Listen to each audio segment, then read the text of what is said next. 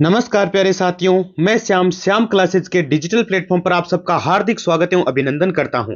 तो मित्रों, सभी को राम राम, सभी को गुड मॉर्निंग। तो आशा और उम्मीद है कि सब अच्छे होंगे। जेल प्रेरी एग्जाम आपका जो कि 9 से 12 अप्रैल को आपके होने वाला है। अप्रैल के अंदर आपका एग्जाम है। बहुत ही कम समय बचा है और ये क्लास आपकी बहुत ही इंपॉर्टेंट रहने वाली है आपके लिए, क्योंकि आरएसएसपी द्वारा प्रमाणित एक एक क्वेश्चन है और इसमें हम रीजनिंग पढ़ेंगे। देखो, रीजनिंग पढ़ेंगे, जीके पढ़ेंगे, भारत का और राजस्थान का दोनों का जीके आ जाएगा और साथ में साइंस पढ़ेंगे भाई। ठीक है ना। तो सारे सब्जेक्ट आपको एक साथ एक ही इस क्लास में मिल जाएंगे। अपना स्कोर है वो लास्ट में जरूर बताना कि आपके कितने परसेंट सही हो रहे हैं, ये पक्का बताएंगे आप। ठीक है ना। हाँ, कमेंट बॉक्स में कमेंट कर दीजिएगा कि आपके इतने परसेंट सही हो रहे हैं, जिससे पता चले कि आप कितना तैयार हो चुके हैं। ठीक है ना। तो जेल प्रेरी की परीक्षा इंपॉर्टेंट परीक्षा आप सबके लिए, जितने भी अभ्यर्थी हैं उन सबको अग्रिम शुभकामनाएं। और पहली बार विजिट कर रहे हो चैनल पर तो चैनल को सब्सक्राइब कर लेना और बेल आइकन को प्रेस कर लेना। और शाम को अपनी लाइव क्लास का समय 9 बजे कर दिया गया है। ठीक है ना। अब शाम को 9 बजे आपकी रेगुलर लाइव क्लास होगी। ठीक है ना। शाम का 9 बजे से आपके स्टार्ट हो जाएगी क्लास। ठीक है। लाइव क्लास जो भी आप पढ़ेंगे तो लाइव क्लास में जुड़ जाइएगा शाम को, और अपना स्कोर लास्ट में जरूर बताना है। चलिए, टाइम को वेस्ट नहीं करते हैं और क्लास को शुरू कर देते हैं। चलिए, भारत जीके से पहला ही प्रश्न आपका भारत जीके से आया है। नाथुल्ला दर्रा भारत के किस राज्य केंद्र शासित प्रदेश में स्थित है? यानी जो नाथुल्ला दर्रा है ना, वो आपके कौन से केंद्र शासित प्रदेश में स्थित है, आपको आपसे पूछा गया। पहला विकल्प है जम्मू एंड कश्मीर, दूसरा उत्तराखंड, तीसरा सिक्किम, चौथा हिमाचल प्रदेश लिखा गया है। तो दोस्तों, आपका जो नाथुल्ला दर्रा है, दर्रा क्या होता है? एक घाटी, एक पहाड़ी के टाइप का ही, वही उसी को बोलते हैं। तो ये आपका सिक्किम के अंदर स्थित है। विकल्प नंबर आपका सी राइट हो जाएगा। आशा और उम्मीद है कि आराम से आप समझ गए होंगे। इसको याद रखिएगा, बहुत इंपॉर्टेंट प्रश्न है एग्जाम की दृष्टि से।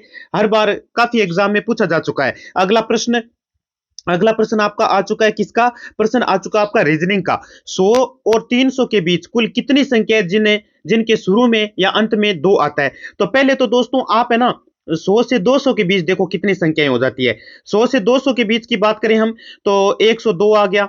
ठीक है। 102 के बाद में कौन सी संख्या आती है? सीधी लास्ट में जिनके 2 आता है। 112 में लास्ट में 2 आता है, 122 में 2 आता है, 132 में आ जाता है, 142 में आ जाता है, 152 में आ जाता है, और उसके बाद में 162 आपकी संख्या हो जाती है, 172 हो जाती है। ठीक है। 182 हो जाती है, 192 हो जाती है। ठीक है। ये संख्या है, 200 तक चलते हैं हम तो लगभग ये 11 संख्याएं प्राप्त होती है। कितनी? 11 संख्या तो ये होगी। लेकिन आपको 100 से 300 के बीच में पूछा गया दोस्तों, तो कितना आसान है। तो 201 से लेकर 399 तक, सॉरी 300 तक। अब देखो, इनमें सब में 2 पहले आएगा। 201, 202, 203, 204, तो 300 तो एकदम 100 पर जाते हैं तब आता है। तो यानी 99 संख्या ये हो गई आपके। ठीक है ना। तो 99 के अंदर आप 11 जोड़ लो, कितना हो गया? 110 हो गया सर जी। तो विकल्प नंबर आपका सी राइट हो जाएगा। यानी 100 से 300 के बीच में कितनी संख्या है जिनके अंत में या शुरू में 2 आता है? यानी शुरुआत में 2 तो देखो 201, 202, 203, 299 तक चलेगा। तो 99 संख्या सिद्धि हो गई है। और 162, 172, 182, 192, अंत में देखो 2 आ रहा है इनमें। तो ये ऐसी 11 संख्याएं हैं। 11 और 99 कितने हो गए? 110 हो गए। तो सर जी, विकल्प नंबर सी को ताला लगा दो। सी आपका राइट हो जाएगा। अगला प्रश्न है, आपको एक अनुक्रम दिया गया है। अनुक्रम है 25, 9, 22, 11, 19, 13 की अगली 2 संख्याएं क्या होगी? आपको पूछा गया कि 25, 9, 22, 11, 19, 13 की अगली संख्याएं क्या होगी? तो देखो, पहले लिख लो आप एक प्रकार से। यहां 25 लिखा मैंने, यहां 9 लिखा मैंने, ध्यान से समझिएगा। यहां 22 लिखा, और फिर यहाँ पे 11 लिखा, फिर यहाँ पे कितना है? 19 है, बाद में आपके 13 लिखा गया। ध्यान से देखो दोस्तों, यहाँ पे हो क्या रहा है। यहाँ पे देखो 3 कम हो रहे हैं। देखो -3 किया गया है, और यहां से यहां तक जाने में भी -3 कम किया गया है। अब यहां से यहां जाएंगे तो भी -3 कम करना पड़ेगा। तो यहां क्या हो रहा है? 9, 9 के साथ 2 जोड़ा 11, 11 और 2 कितना होता है? 13। यानी 2 2 जोड़ रहा है, ऊपर 2 2 जोड़ रहा है, नीचे घटा रहा है। तो उसके हिसाब से यदि देखा जाए तो 13 के बाद में यहाँ पे 19 में से 3 कम करेंगे तो यहाँ संख्या कौन सी आएगी? यहाँ 16 आएगी सर जी। ठीक है। और 13 में 2 जोड़ोगे तो कितना आएगा? 13 में 2 जोड़ेंगे तो सर 15 आएगा। तो यानी आपके एक तो 16 हो गया और एक 15 हो गया। वो संख्या कौन सी हो गई? 16 और 15 है। तो 16 और 15 आपके विकल्प नंबर बी में लिखा गया है। तो विकल्प नंबर बी आपका राइट हो जाएगा। आपको देखो, इस अनुक्रम को पहचानना तो पड़ेगा कि इसमें हो क्या रहा है। कोई ना कोई नियम या कानून कायदा लगेगा। कहीं वर्ग लग जाता है, कहीं घन की बात आ जाती है, कहीं +2 करता है, कहीं 2 गुणा करके 1 जोड़ता है, कहीं 3 गुणा करके 1 जोड़ता है, कहीं 3 गुणा करके 1 घटाता है, कहीं 2 गुणा करके 1 घटाता है। तो ऐसे पता करना पड़ेगा, बार बार प्रैक्टिस चाहिए इसके लिए आपको। ठीक है ना। हाँ, तो ये आपके सीरीज वाले प्रश्न है। सीरीज वाले सारे प्रश्न आपको प्रैक्टिस के बिना नहीं आ पाएंगे भाई। प्रैक्टिस करोगे तो आ जाएंगे, आराम से कर दोगे आप। अगला प्रश्न देखिए। अगला प्रश्न आपका है, यदि कूट भाषा में अजमेर को 17,342 लिखते हैं और बाइल को 5904 लिखते हैं तो बताओ जेल को क्या लिखेंगे? तो देखो, पहले अजमेर देख लो। पहले अजमेर देख लो आप, अजमेर से। और एक आपके लिखा गया बाइल। बाइल। ठीक है, पहले देखो इसमें 1 7 3 4 2, 1 7 3 4 2, और इसको क्या लिखा गया 5 9 0 4। अब इनमें से जेल वाले निकालो। देखो जे कहां पे है, जे ये रहा, जे निकाल दिया। ए कहां पे, ए ये रहा, ए निकाल दिया। आई कहां पे, आई ये रहा, यहां से निकाल दिया। एल कहां पे, एल ये रहा, एल यहां से निकाल दिया। अब ध्यान से देखो, जे का अंक कितना है, अंक 7 है गुरुजी। ए का कितना है, 1 है।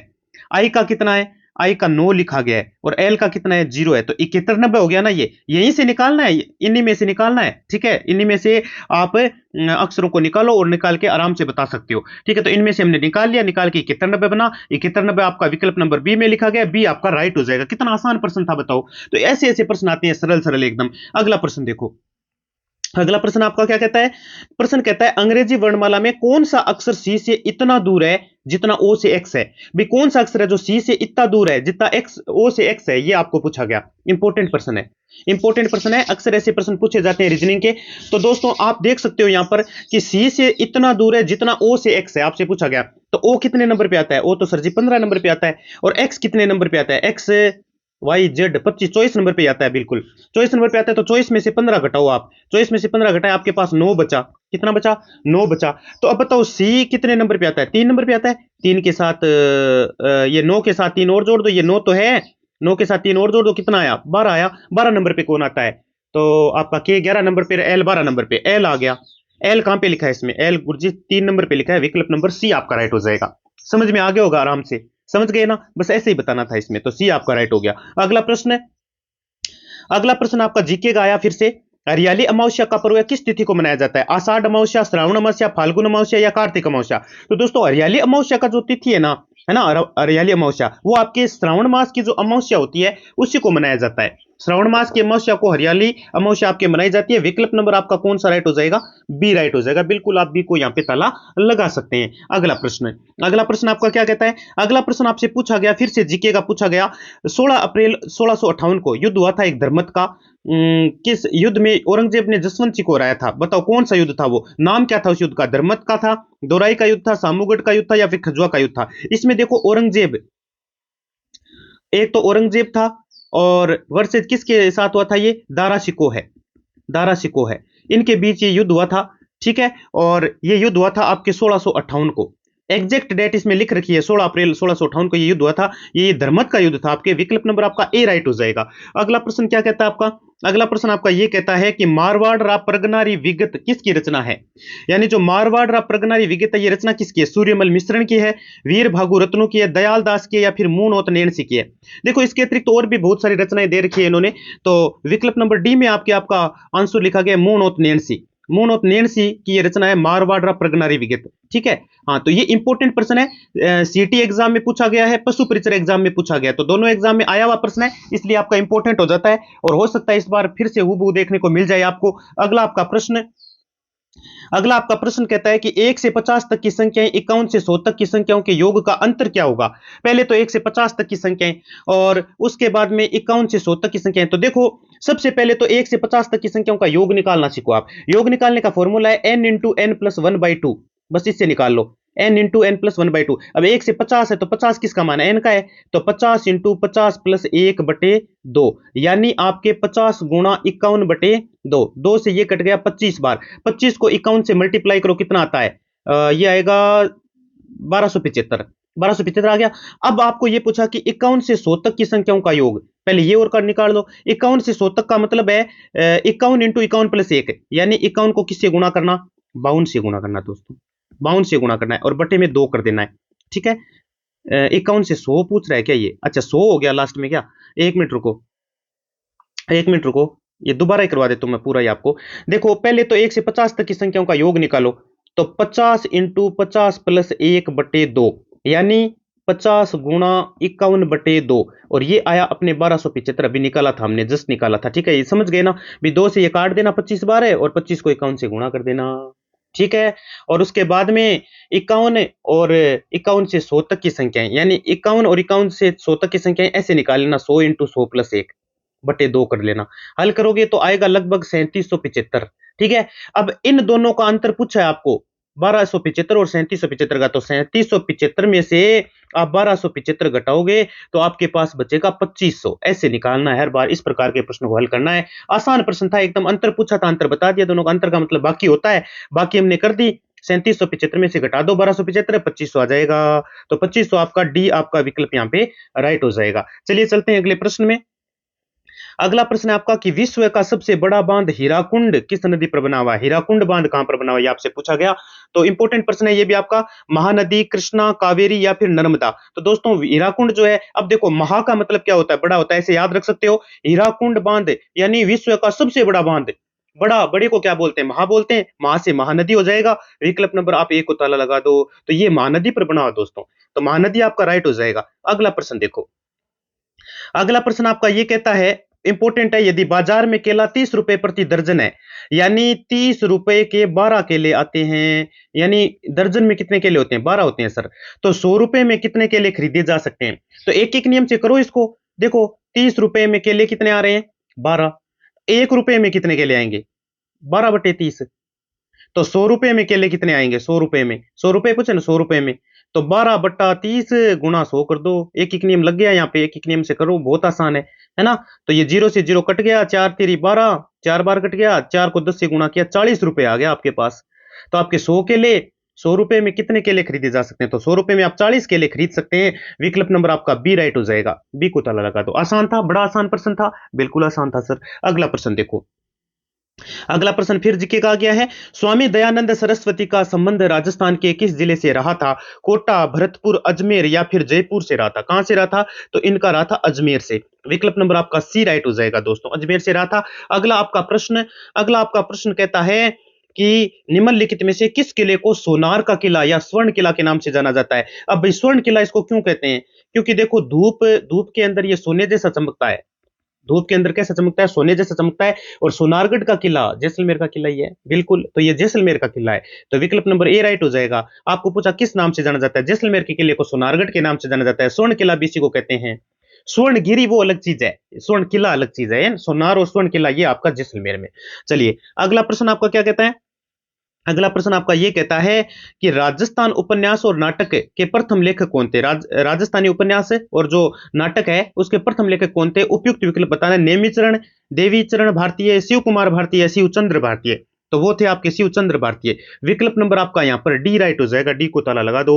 अगला प्रश्न, अगला आपका प्रश्न कहता है कि अल्लाह है जिलाई बाई एक प्रसिद्ध लोक कलाकार है जो के लिए जानी जाती है।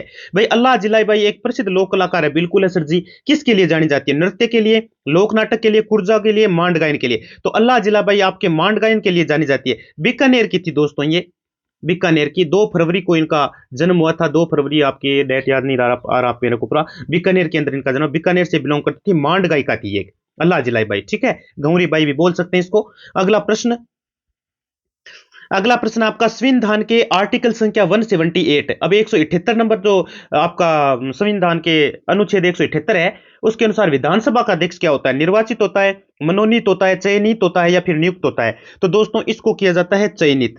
क्या किया जाता है? चयनित किया जाता है, ये चयनित होता है दोस्तों। तो विकल्प नंबर आपका सी यहां पर राइट हो जाएगा। सी को ताला लगा दो। अगला प्रश्न, अगला आपका प्रश्न एक बार फिर जीके का। बीकानेर के राठौड़ की ख्यात के लेखक कौन थे? बीकानेर की जो राठौड़ ख्यात है उसके लेखक कौन थे? कविमान थे, दयालदास थे, सूरजभान थे या फिर नैणसी थे? तो दोस्तों बीकानेर के राठौड़ की ख्यात के आपके जो लेखक थे वो थे दयालदास। नाम आता है दयालदास का, काफी बार बताया हुआ प्रश्न है, ठीक है। अगला प्रश्न, अगला आपका प्रश्न है रम्मत लोक नाट्य राजस्थान के किस क्षेत्र से संबंधित है? अब मरु महोत्सव पूछ ले, रम्मत पूछ ले। रम्मत जैसलमेर बीकानेर की प्रसिद्ध है भाई दोस्तों, है ना। तो इसमें देखो जैसलमेर तो नाम है नहीं, बीकानेर लिखा गया है, तो विकल्प नंबर सी राइट हो जाएगा। और मरु महोत्सव भी यहीं पर है। और ऊंटों, ऊंटों का सर्वाधिक, बिल्कुल ऊंट महोत्सव भी यहीं का है, बीकानेर का, ये याद रखिएगा, इंपॉर्टेंट है। विकल्प नंबर आपका सी राइट हो जाएगा। ये पूछा हुआ है प्रश्न भाई, काफी बार, ये बार बार आने वाला प्रश्न है।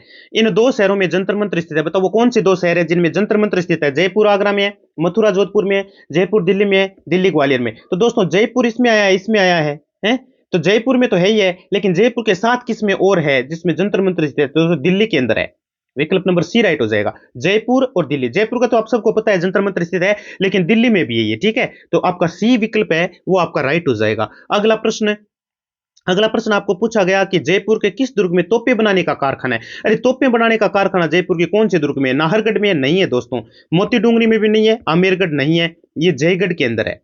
ये कहां पर है? जयगढ़ के अंदर है। और आपको पूछ ले कि जय बाण तोप कहां रखी गई है? जय बाण तोप कहां रखी गई है? तो जय बाण तोप भी यहीं रखी गई है, जयगढ़।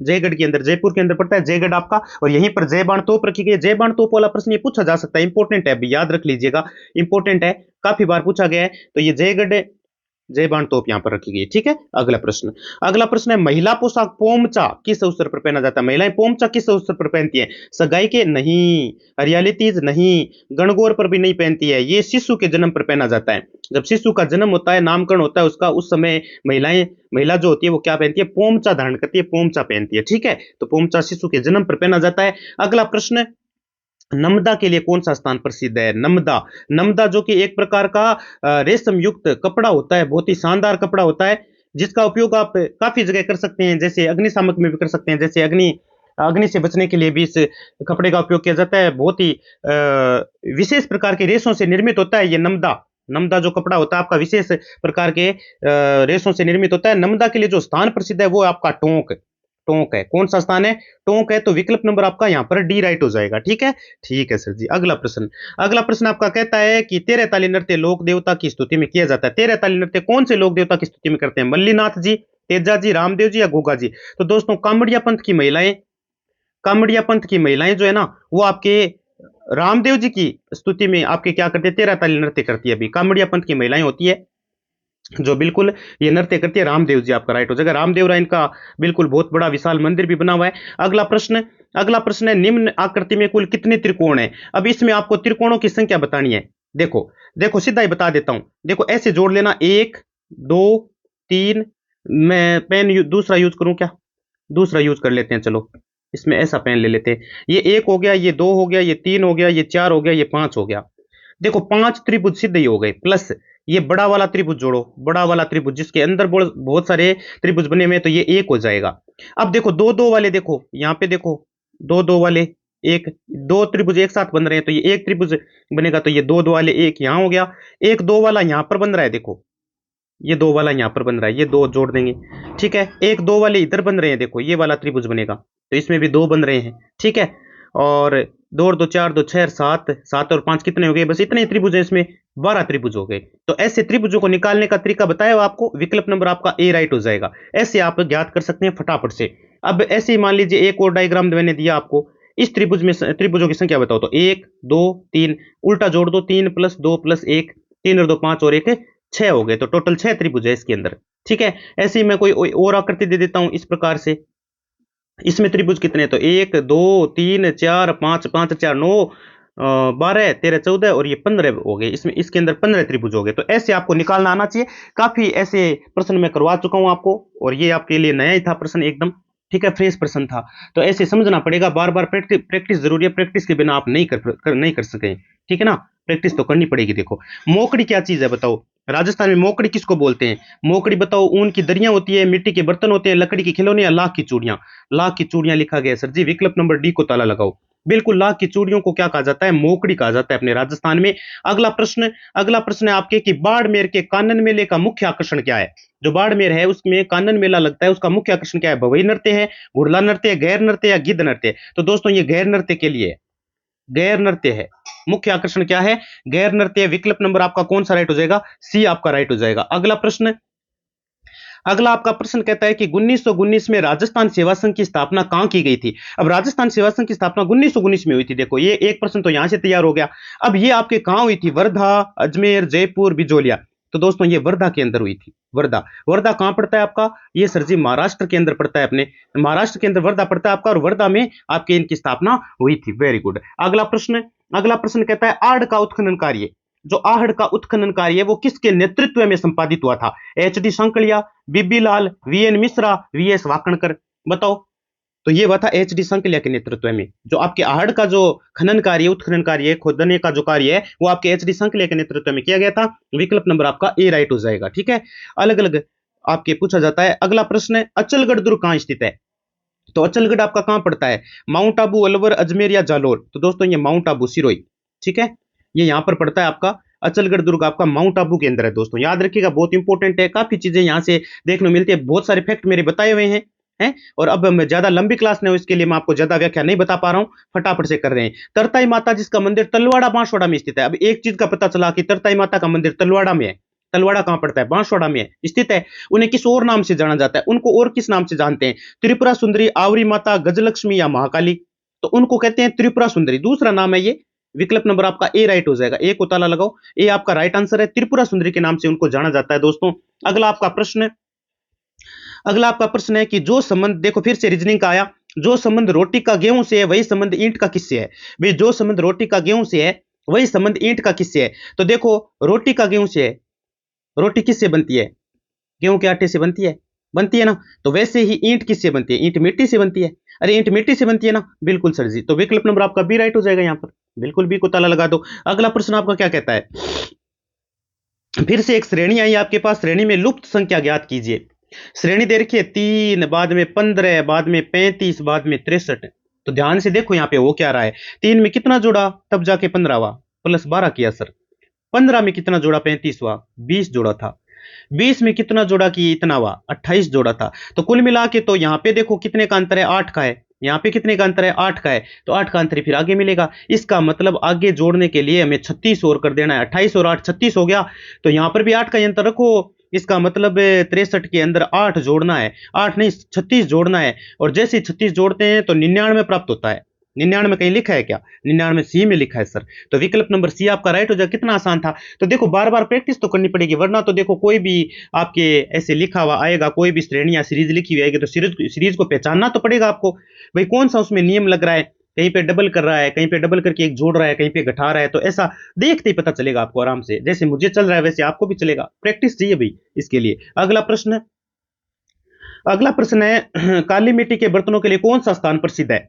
सवाई माधोपुर है, चित्तौड़गढ़ है, जयपुर है या बांसवाड़ा है? तो दोस्तों काली मिट्टी के जो बर्तन है वो आपके सवाई माधोपुर में पाए जाते हैं। विकल्प नंबर आपका ए राइट हो जाएगा, बिल्कुल ए को आप ताला लगा सकते हैं। ए इज द करेक्ट आंसर।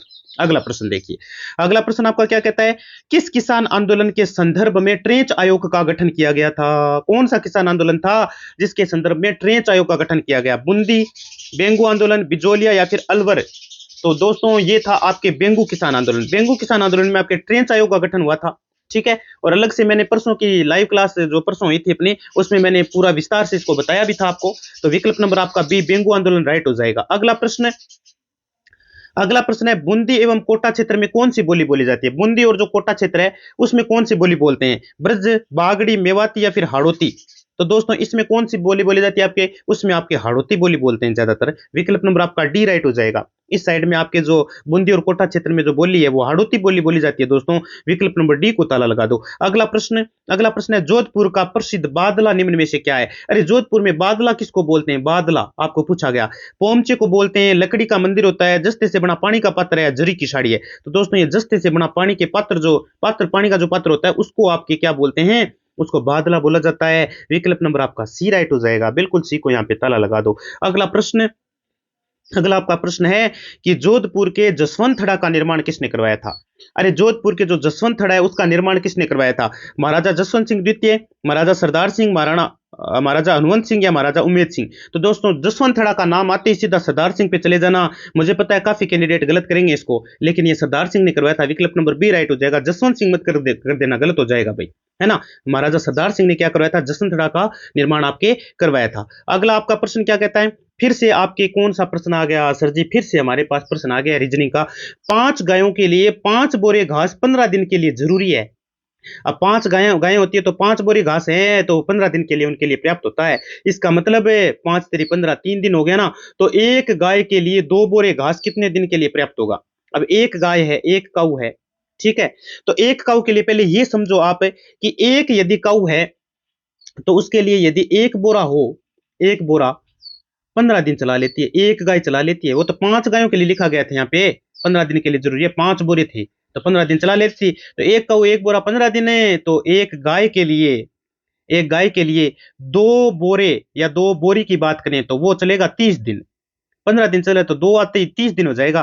तो विकल्प नंबर आपका सी राइट हो गया। तो सी को ताला लगा दो। बहुत ही अच्छा प्रश्न था ये। अगला आपका प्रश्न क्या कहता है? एक बार फिर से आ गया है।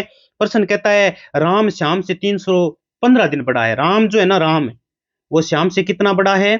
बड़ा है 315 दिन है, 315 दिन। कौन बड़ा है? श्याम बड़ा है। ठीक है, राम श्याम से 303 ये बड़ा है आपके, राम बड़ा है श्याम से 315 दिन बड़ा है। कृष्ण राम से 70 सप्ताह बड़ा है, और जो कृष्ण वो आपके 70 सप्ताह है बड़ा है, 70 सप्ताह है बड़ा। ध्यान से समझना इसको। तो राम का जन्म भी बुधवार को होगा। तो देखो, बुध जन्म पूछा आपके, यदि कृष्ण का जन्म बुधवार को हुआ है तो श्याम का जन्म किस दिन हुआ है? कृष्ण का जन्म कब हुआ है? कृष्ण का जन्म हुआ है बुधवार को। और आपको पता होगा 315 दिन में 45 सप्ताह होते हैं। 315 दिन का मतलब क्या है? 45 सप्ताह है, 45 सप्ताह है। ध्यान से समझना इसको। तो दोस्तों, यदि कृष्ण का जन्म राम से ठीक है 70 सप्ताह पहले हुआ है, तो राम का जन्म भी बुधवार को ही होगा ना। अरे राम का जन्म भी तो बुधवार को ही होगा, तब राम का जन्म श्याम के जन्म से 315 दिन है, अर्थात ठीक 45 सप्ताह पूर्व बढ़ा है। अतः श्याम का जन्म भी क्या होगा? बुधवार को ही होगा। सबका जन्म बुधवार को ही होगा। क्यों होगा? समझ में आ गया होगा आपके, मैं कैसे बता रहा हूं आपको कि 45 सप्ताह पूर्व होगा। तो सप्ताह के देखो आप, 70 में से 45 घटाओ, 70 में से 45 घटाओगे तो कितना बचेगा आपके पास? बताओ। हाँ, 25 बच गया ना। तो 25 सप्ताह से इस हिसाब से चल रहा है। बाकी तो रियल में देखो, एक साल की बात करें, एक साल की तो 52 सप्ताह होते हैं। 52 वाला यहाँ पे कोई सिस्टम ही नहीं है। ठीक है, तो कुल मिला के जब भी ऐसा प्रश्न देखने को मिले जिसमें आपको ना 300 प्लस दिन मिले और 70 सप्ताह है, 45 सप्ताह है, 50 सप्ताह ऐसा मिले, तो हमेशा ध्यान रखना एक ही बार होगा। जिस दिन जिसका जन्म हुआ है उसी दिन उसका जन्म होगा जिसका पूछा जा रहा है। ये और ध्यान में रख लेना, पक्की बात है ये। तो श्याम का जन्म भी बुधवार को ही होगा। विकल्प नंबर आपका बी राइट हो जाएगा। ठीक है, बी को ताला लगा दो। अगला आपका प्रश्न है कि बालाथल सभ्यता का पुरातत्व स्थल कहाँ स्थित है? बालाथल सभ्यता से आपसे पूछा गया कि पुरातत्व स्थल कहाँ स्थित है आपका। तो कहाँ स्थित है? ये वल्लभनगर उदयपुर में। चलो फटाफट करवा देता हूं ये प्रश्न आपको मैं। किस वर्ष पृथ्वीराज थर्ड ने महोबा के शासक चंदेल को हराया था? तो कब हराया था? ये हराया था आपके 1182 ईस्वी को। कब हराया था?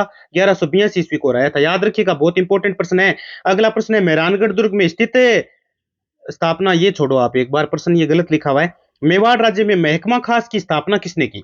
मेवाड़ जो राज्य है उसमें महकमा खास की स्थापना आपके किसने की थी? ये आपसे पूछा गया है। तो ये की थी शंभू सिंह ने। महकमा खास का नाम आते ही बताया हुआ है, पूरा डिटेल से बताया था लाइव क्लास में आपको। महकमा खास जो है ना, हाँ उसकी स्थापना आपके शंभू सिंह ने की थी। अगला प्रश्न है, परमवीर चक्र से सम्मानित होने वाले प्रथम राजस्थानी कौन थे? पीरू सिंह थे, योगेंद्र सिंह, होशियार सिंह, शैतान सिंह।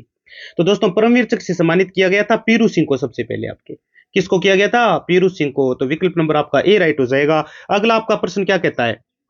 अगला प्रश्न कहता है आपका कि मोतीलाल तेजावत ने भिल्लों का आंदोलन कहां से शुरू किया था? बताओ, मोतीलाल तेजावत द्वारा भिल्लों का आंदोलन शुरू किया गया था, लेकिन कहां से किया गया था? जाडोल से, बलोरिया से, भुल्ला से या सिरोही से? तो ये किया गया था जाडोल से। तो इसमें भी आपका विकल्प नंबर ए ही राइट होगा दोस्तों। अगला आपका प्रश्न है, किस महीने में कजली तीज का त्योहार मनाया जाता है? अब ये किसी का गलत नहीं होना चाहिए, ये तो पता होना चाहिए सबको। देखो, सीटी में ये प्रश्न आ चुका है, पशु परिचर में ये प्रश्न आ चुका है, पटवार में ये प्रश्न आ चुका है, और अब क्या चाहिए आपको ये बताओ।